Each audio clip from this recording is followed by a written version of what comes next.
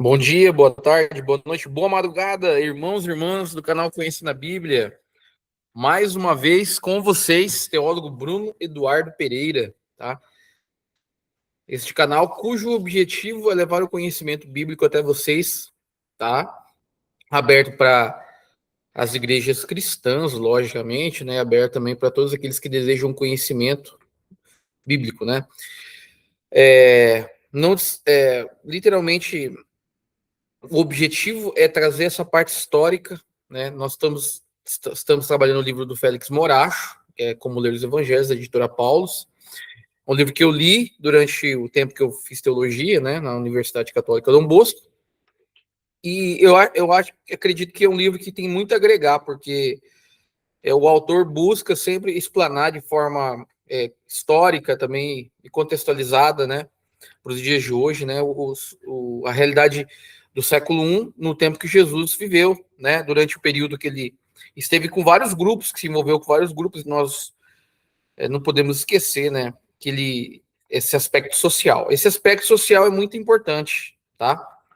Então nós viemos já numa caminhada, né, já falamos inclusive de alguns personagens importantes no contexto, né? Na última aula, inclusive, a gente falou dos sacerdotes, né? Eu também já cheguei a falar dos saduceus.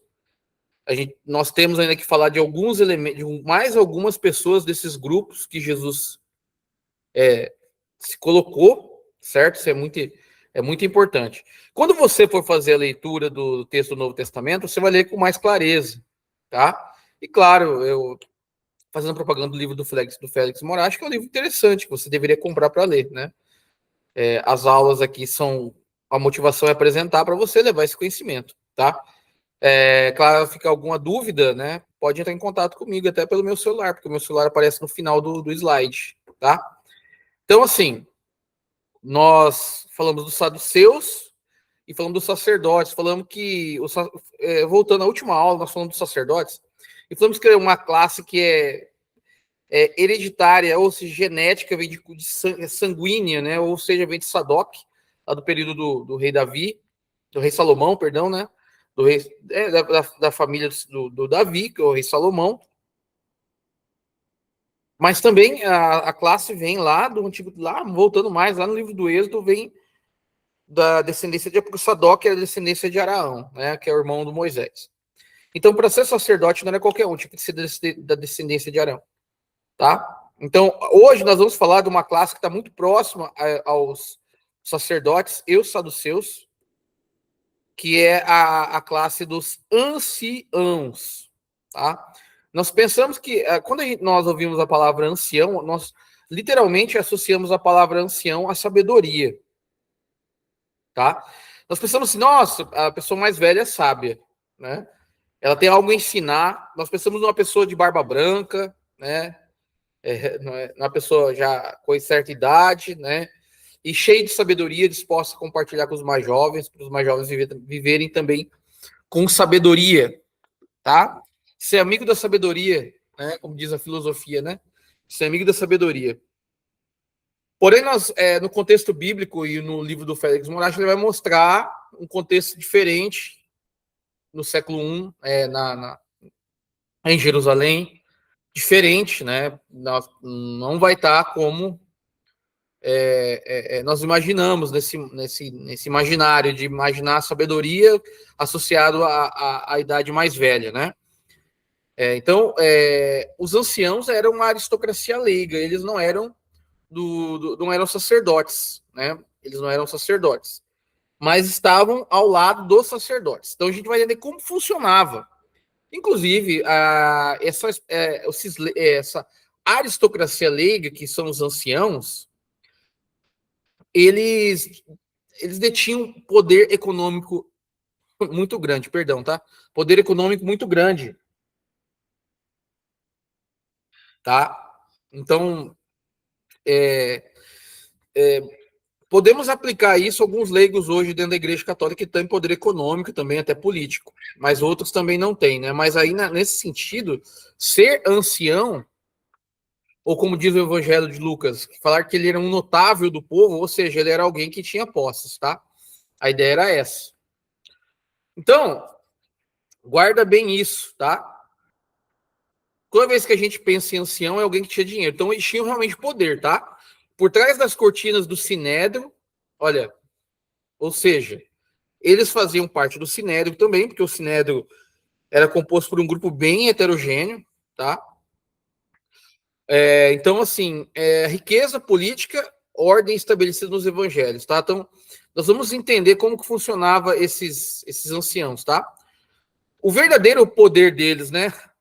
Aliás, coisa que também ainda se pensa hoje, o verdadeiro poder estava no dinheiro, tá? Claro, os evangelhos fazem questão de falar que os anciãos e os sumos sacerdotes, né? É, estão extremamente ligados o tempo todo, igual eu falei para vocês, né? Agora, o que tem que ficar claro para nós é que os anciãos não eram clérigos, ou seja, eles não eram, eles não eram sacerdotes. Eles, eu deixei bem grande, inclusive, eram a aristocracia leiga, ou seja, eles, como hoje dentro da Igreja Católica, os leigos que não fazem parte do clero da Igreja, que é bispo, padres e diáconos, não fazem parte, tá? Mas tem essa importância, que eu já, inclusive, gravei uma aula falando sobre a teologia do laicato, que o leigo é muito importante. Então, há uma relação entre o clero precisa do leigo e o leigo precisa do clero, né? Eles eram uma das famílias mais ricas e influentes, né? E o seu real poder não deriva do altar, ou seja, não deriva, né, da relação com Deus, né? Mas sim do tesouro, ou seja, realmente do dinheiro, tá? Então, assim, o Lucas 19:47 aplica a palavra notáveis do povo, né? Esses leigos eram os senadores do povo, chefes das famílias aristocráticas e dominadores do sinédrio. Era muito parecida a... Talvez no ensino fundamental e médio você já tenha visto sobre Roma, né? Roma tem a Roma também era dominada pelas grandes famílias, tá? A força romana, as lideranças romanas eram sanguíneas também, está associada às grandes famílias fundadoras de Roma. É muito parecido a ideia dos senadores do povo aí, no caso, dessa aristocracia leiga, dos anciãos, com as famílias romanas. Aí as famílias ricas, né? Esses anciãos eram os notáveis porque eram famílias ricas. Ou seja, e também eles tinham grandes posses de terra. Eles eram latifundiários, né?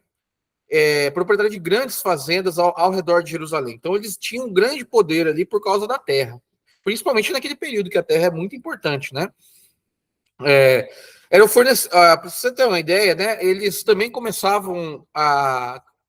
Eles também relacionavam já a ideia de comércio internacional, né? Porque como eles tinham latifúndios, eles tinham muitos tipos de plantação, plantavam muitos commodities. Aí, um commodity na época muito interessante que aparece muito era o trigo, que precisava para fazer pão. Eles detinham outra coisa também era o azeite, né, da azeitona. Os óleos de azeite também que estão valorizados, que hoje ainda é valorizado e é caro, né? Então, se as uvas para produzir vinho, que é a bebida da época também, né? Então, assim, carnes também, já, os alimentos, no caso, que é aí de pequeno porte, muitos deles, né? Mas eles eram donos de commodities, né? Então, assim, então isso é muito importante. Eles eram fornecedores exclusivos do templo, né? Então, eles comandavam também, de certa forma, o templo por causa dessas questões financeiras.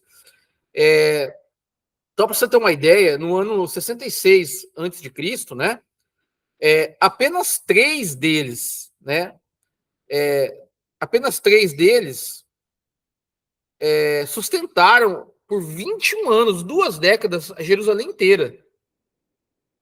Tá? Três homens apenas, três pessoas apenas sustentaram Jerusalém no ano 66 a.C., uma parte histórica, isso aí que eu estou dizendo para vocês. Eles sustentaram, né? Uma grande. A cidade de Jerusalém é grande. Já era grande naquela época, ainda mais com as pessoas que iam para lá, né? Então, para você ver como é que eles tinham dinheiro, realmente tinham posses. E como que funcionava essa questão de eles continuarem se enriquecendo, né? Logicamente que era uma teia de alianças que eles realizavam tá? Para arrecadar, porque eles estavam ligados diretamente aos impostos. Primeiro que quem organizava e estabelecia os impostos eram quem? Os romanos. Tá? O Império entrega. Então, eles trabalhavam, os leigos, os anciãos trabalhavam com o quê? Com arrendamento de impostos, ou seja, eles arrendavam os impostos dos romanos. O Império entrega o arrendamento para os leigos, tá? Para os anciãos. Os anciãos supostamente contratam alguns judeus que trabalham para eles, né? Que eram chamados de publicanos ou cobradores de impostos. Aí se enquadra o Mateus, né? Que era um discípulo, um dos apóstolos de Jesus, discípulo, mas também apóstolo, né? Que significa mensageiro. Eles cobravam os impostos da população com altos juros. Inclusive, eles eram odiados pela população, né? Então, assim, cobram os impostos da população com juros extorsivos através dos publicanos, né? E aí, né, como eu disse para vocês, então vem em Roma os anciãos e, por conseguinte, os publicanos, né? E aí, logicamente, que eles ganham dinheiro com esses juros exorbitantes, mantêm a ordem social, devolvendo para Roma os impostos, né? Roma garante com sua própria. Roma garante os impostos através dos anciãos, né? Tá? E o que é interessante saber também é que eles manejavam os impostos, que eu falei, religiosos do tempo. Não só os impostos associados a outros elementos que eram aplicados ali ao contexto social, mas principalmente do templo, né? E investir no comércio internacional, tá? Então, eles garantem com a sua própria fortuna que o imposto exato chegará ao tesouro romano. Então, isso que é interessante, né? Eles garantem com a sua própria fortuna que o imposto exato chegará ao tesouro romano. Então, assim, essa relação com Roma era muito complicada, né?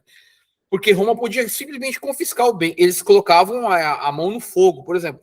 Eles cobravam os impostos da população, né? No entanto, eles colocavam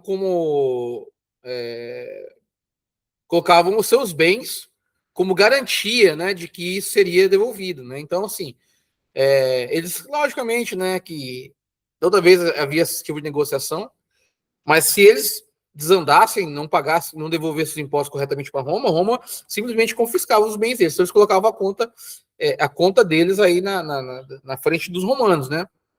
E também, logicamente, não poderiam contrariar nem os pensamentos romanos, né? Não poderiam ficar contrariando, nem ficar fazendo nenhum tipo de oposição. Isso aí era muito perigoso. Mas, literalmente, eles enriqueceram com o comércio, tá? Então, vamos voltar bem. Lembrar rapidão. Os anciãos, que a gente pensa a ideia de mais velho, né? Nesse sentido, era até mais velho mesmo, tá? Mas nem todos eram tão velhos assim, né? Mas a gente pensa assim, né? E pensa em notáveis do povo, porque, igual eu falei, tinham posses, tá? Eram aliados de Roma, mantinham o status quo, utilizavam os publicanos para poder cobrar impostos, pegavam os impostos e mandavam de volta para Roma. Eles arrendavam os impostos, cobravam altos juros para os publicanos passavam dinheiro para eles, colocando a conta deles em risco, ou seja, se não devolvessem corretamente, os romanos iam confiscar os seus próprios bens. Ainda mais, se colocasse contra Roma, com algum tipo de pensamento ou contrariedade romana, o cara podia perder suas posses, né? Podia perder suas posses, podia se tornar escravo e tudo mais. Roma fazia o que queria com essa pessoa, tá? Mas, literalmente, ele aproveitava da situação também para cobrar o povo e para poder ganhar dinheiro. Então, assim, eles eram ricos, eram latifundiários, controlavam a questão dos commodities e também vendiam, eram fornecedores direto do templo, né? Como eu disse para vocês, eram gente de muita grana e muita posse, tá? Não tem como dizer que não eram, tá ok? Então, guarda bem isso, tá? Os defensores da ordem estabelecida, né? A briga deles com Jesus é justamente porque Jesus ele vai criticar essa realidade dura no templo, né? A gente já viu no encontro que a gente falou sobre os saduceus, a entrada de Jesus no templo de Jerusalém criticando o comércio.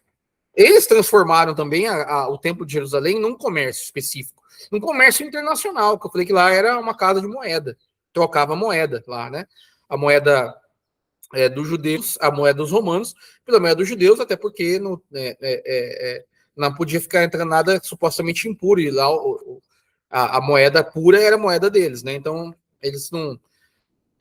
Então, por que eles se opunham a Jesus? A ordem vigente justificava seus interesses financeiros. A agitação popular causada por Jesus ameaçava o delicado equilíbrio de Roma. Era um contexto o tempo todo, gente, de disputa. E Roma, com a sua paz romana, não queria conflitos, né? Tanto que ela dava supostamente a sua liberdade religiosa para os povos, né? Mas se os romanos, na verdade, suspeitassem que os anciãos, um tipo de oposição por parte dos anciãos, perda dos privilégios políticos, confisco total e o exílio, rapidamente se livrava deles, como eu falei, mandava para fora, tornava escravo, né? E eram mandados para outros lugares para poder, né? Então, assim, era muito perigoso essa situação que os anciãos se envolviam. No entanto, eles preferiam permanecer nesse status quo por conta da questão financeira, tá? A máscara da doutrina dos saduceus. Como eu falei para vocês, eles eram muito próximos, sempre aparece nos textos falando os saduceus e anciãos um próximo do outro, né? Eles tinham, né, acreditavam na doutrina dos saduceus. Lembra que eu falei que os saduceus não acreditavam em anjo, os saduceus não acreditavam em vida futura, não acreditavam em demônios, não acreditavam em ressurreição, nada disso.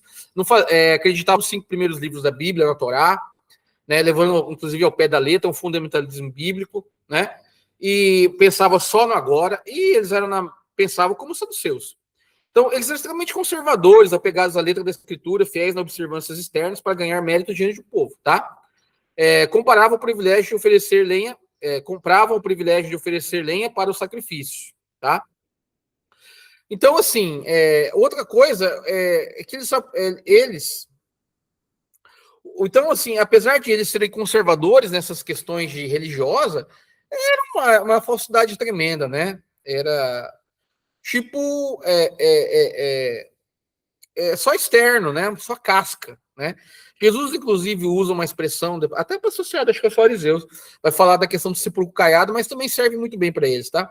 O ídolo de morte, né? O verdadeiro Deus deles era o dinheiro. Então, essa conversa de conservadorismo, de nada, isso aí era uma tremenda falsidade da parte deles, né? Então, eles usavam que o verdadeiro Deus era o dinheiro, e eles queriam manter a ordem, né? Defender sua ordem injusta, ou seja, eles defendiam a sua ordem injusta e eram capazes de derramar sangue, não estavam nem aí. Foi o que, na verdade, que aconteceu com Jesus, porque eles também são responsáveis pela morte de Jesus, né? Então, assim, eram duas caras, na verdade, né? Eram duas caras. Então, isso que tem que ficar claro para nós, tá? Eram, de fato, duas caras eles, tá? Então, a luz na escuridão, nem todos eram gente má. Mas agora também nós não podemos simplesmente generalizar, né?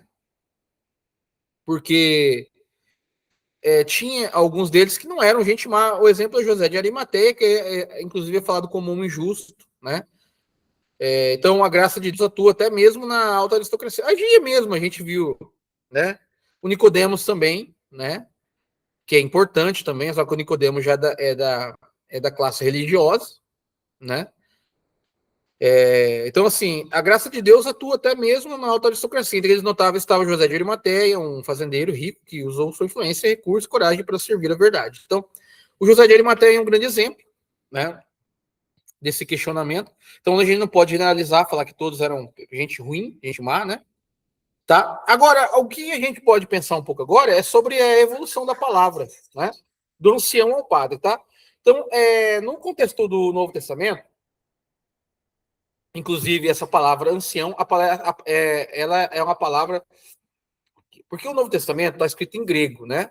O grego koiné, um grego antigo, já que nem existe mais. Ele quando a gente fala de ancião, presbítero significa isso. Eu até coloquei aqui para vocês, né, a palavra presbítero e também coloquei em grego aqui. Significa literalmente o mais velho ou ancião. Então, a palavra ancião é traduzida para o grego, né? A palavra ancião do português é presbítero. Presbítero significa ancião, é origem grega, tá? O contexto bíblico, século I, o aristocrata leigo de Jerusalém focado em poder e comércio. Então, no século I, literalmente, o presbítero é o ancião. Na igreja primitiva, a gente vai aparecer também esse nome presbítero lá. Inclusive, eu cheguei a falar, né, da hierarquia da igreja, o bispo, que isso... Gente, são terminologias, pensa vocês, são terminologias do hebraico, não. São terminologias gregas, bispo, presbítero e diácono, tá? Bispo significa supervisor, presbítero ancião e diácono significa servidor, tá? Vem de diaconia, serviço, tá? Então, então, assim, essas palavras, tudo vem do grego, tá? A igreja primitiva, os líderes espirituais e conselheiros das primeiras comunidades cristãs. Os apóstolos vão fundar comunidades e aí deixam um ancião cuidando. Nem sempre esse ancião, ele era novo, né? Poder pensar assim, velho, perdão, nem sempre desculpa, nem sempre esse ancião era velho. Até porque a gente tem um caso de Timóteo, que é uma liderança, inclusive a gente vê, e parece que ele sofre porque é novo, né, diante dos mais velhos, né? Então, assim, a igreja, o presbítero, o padre, eu já falei para vocês, na Igreja Católica, o padre, a terminologia padre, não é adotada aqui na América Latina, por causa do espanhol, padre significa padre, madre, padre, pai, madre, mãe, padre, pai, né? O padre é o ministro ordenado, ou seja, aquele do sacramento da ordem, que está a serviço do povo, serviço do altar, né? Então, eu até coloquei aqui a imagem do cálice, a Eucaristia, né? Então, tem que ficar claro aí que a igreja de hoje, né? O presbítero é a palavra ancião. Nem cai bem, às vezes, a palavra presbítero para eles, porque tem cara de alguns homens de 25 anos aí, que é padre, né? Que é presbítero, né? Mas tudo bem. Pensa assim, nesse sentido de sabedoria, como eu falei no caso do Timóteo, né? Que é um exemplo interessante. Então, a origem grega é presbíteros, né? Significa literalmente o mais velho ancião, que não cai bem, mas é uma terminologia que, né? Tá bom? A gente também pode chamar ele de sacerdote, que eu falei que é um sacerdote da nova aliança, não é sacerdócio comum, que é o sacerdócio do laicato, meio confusão, né? Dos leigos, né? Mas são sacerdotes ministeriais, sacerdócio ministerial a serviço do povo, de Deus e do povo, né? Então, essa terminologia é uma terminologia bíblica que vem das primeiras comunidades cristãs, mas a palavra ancião vem muito antes das primeiras comunidades cristãs, vem do judaísmo, tá? Da origem grega, que também os gregos utilizavam essa palavra, presbítero, ancião. Então, a gente pega muitas terminologias da antiguidade para poder aplicar hoje no nosso contexto religioso. Você viu que complicação né?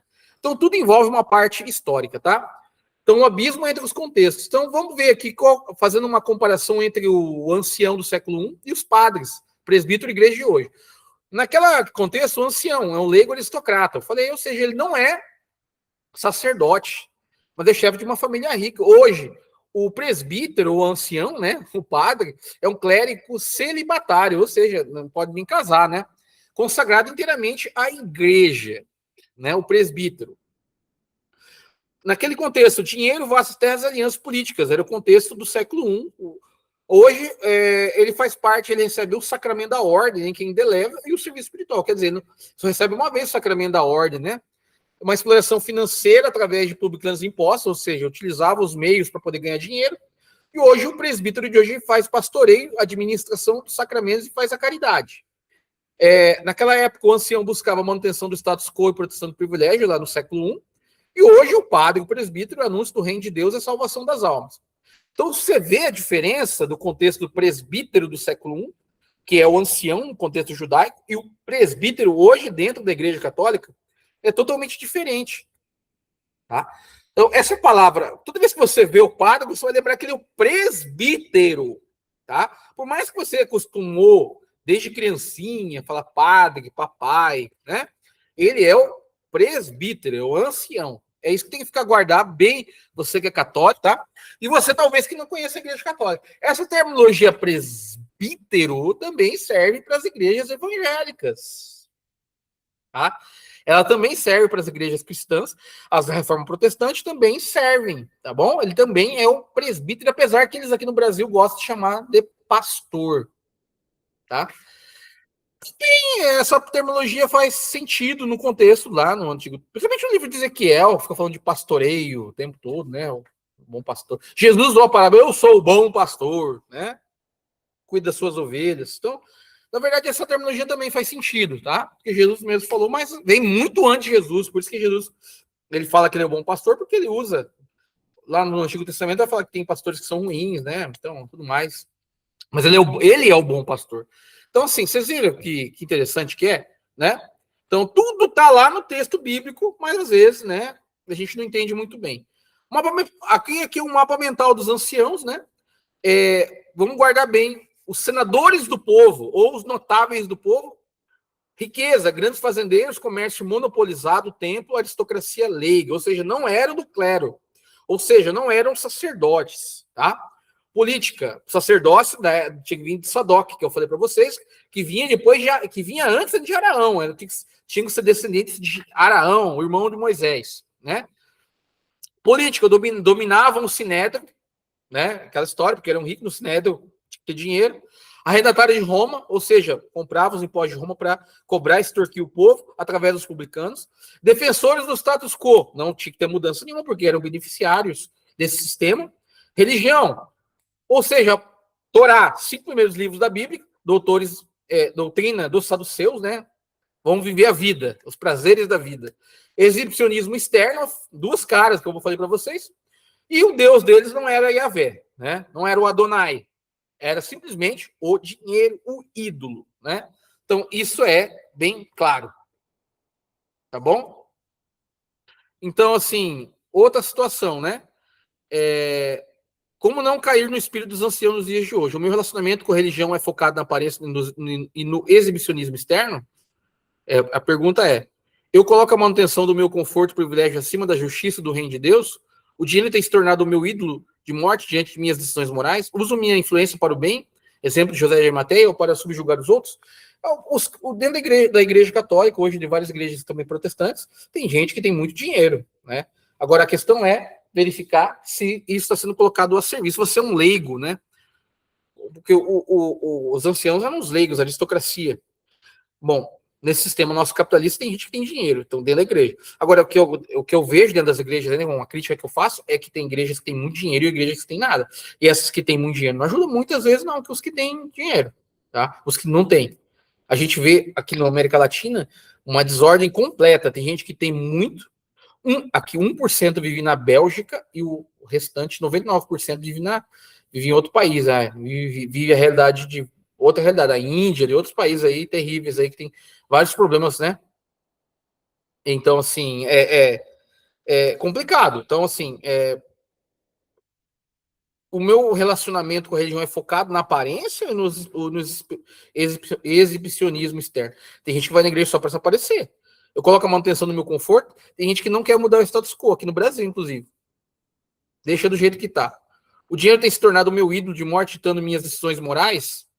Então, para vocês verem como é que a situação é complicada, né? Então, acabamos por aí. Se inscreva no canal para receber novas mensagens, receber novos vídeos, novo conteúdo, tá? E ajude o teólogo Bruno que você puder, tá bom? Ajude o teólogo Bruno no Pix 98478-4073, naquilo que for necessário para a gente continuar nossa caminhada. Desejo para vocês um grande abraço e até a próxima, meu amigo. Até mais.